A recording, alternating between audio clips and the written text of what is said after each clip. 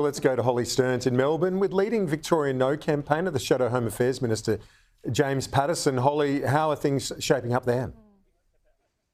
Well, we know Victoria is a progressive state and also largely seen as a must-win state in order for the Voice to Parliament referendum to succeed. As you mentioned, I'm here with Shadow Home Affairs Minister Senator James Paterson. Thank you for your time today.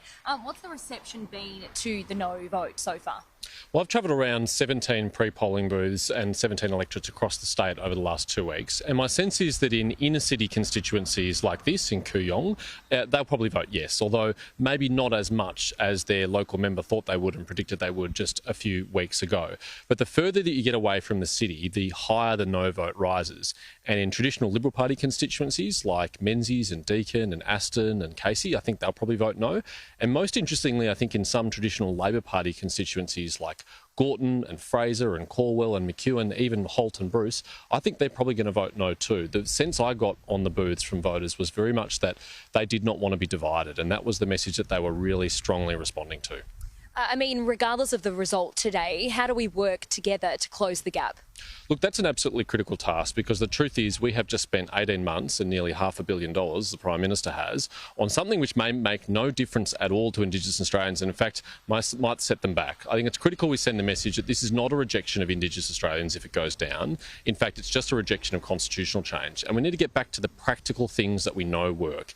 Getting people the services they need, getting them the safety they need, getting them the housing and the shelter and the security that they need. And if we can do that, I think that'll make the most tangible difference for those Australians. Senator James Paterson, thank you for your time today. Back to you, Kieran. Holly, thank you. Jonathan, now with all the focus and effort from the Prime Minister on the ground where you are tonight, Jonathan, will Tasmania pull through for the Yes campaign?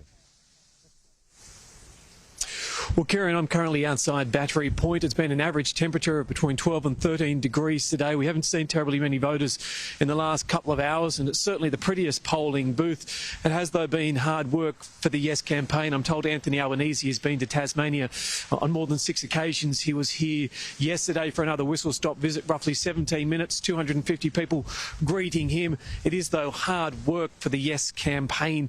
For the last few weeks, we were told it looked like Tasmania might be the outlier when it came to pulling through. There's roughly 400,000 registered voters in Tasmania, and the Yes campaign certainly needs every one of those. The latest news poll, though, looks like being around 38% support for Yes, more than 55% for No, and 7% undecided. It's going to be tough going. I've been surprised by the level of division for a number of people we've spoken to. Here around Hobart, you would expect that this would be a stronghold for the supporters.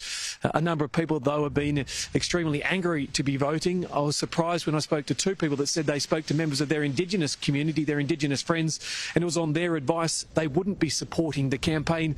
A third person a short time ago also told me that they'd worked in remote Indigenous communities and they wouldn't be supporting the campaign because they didn't believe there was enough meat on the bone when it came for information. And I can tell you, I personally had a straw poll of 51 people yesterday and asked them, did they read the Uluru Statement from the Heart or seek further information?